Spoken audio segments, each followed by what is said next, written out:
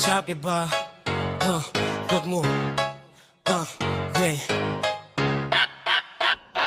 Heto na naman, nagsimula na ang ingay. Hawak ang mic na parang dun nakasalalay ang buhay. Pumikit ka pa, akala mo'y nasa raneta. Pero ang mga nakikinig gusto nang mag-al sa balutan na. Bilib ako sa lakas ng iyong loob, kahit ang mga salamin ay tila gustong sumabog. Uy, baka naman pwedeng paki-adjust ang pandinig.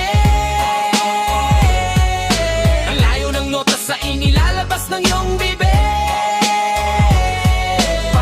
Naipitan o sirena ng ambulansya. Sa boses mong iyan, wala talagang pag-asa. Di naman masamang kumanta, basta ba nasa tono. Hustisya naman sana para sa mikropono. May pabirit ka pang nalalaman sa dulo. Akala ko ay may nangyayaring krimen sa kanto. Ang kanta ay balad, pero ginawa mong rock. Lahat ng tagapakinig sa tenga ay napapahawak. Sana ay may mood, bata ng iyong lalamunan. Para ang katahimikan ay amin namang matikman. Sabi mo ay passion mo ang sining ng musika, pero bakit ang musika parang galit sa'yo, ha? Isuko mo na ang laban, itabi mo na ang gamit, bago pa kami tuluyang mawalan ng bait. Uy, baka naman pwedeng paki-adjust ang pandinig.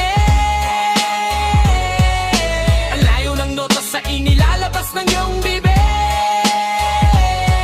Parang pusang naipitan o sirena ng ambulansya. Sa boses mong iyan, wala talagang pag-asa. Di naman masamang kumanta, basta ba nasa tono. Hustisya naman sana para sa mikropono. Yeah, Stampy pa. Yeah,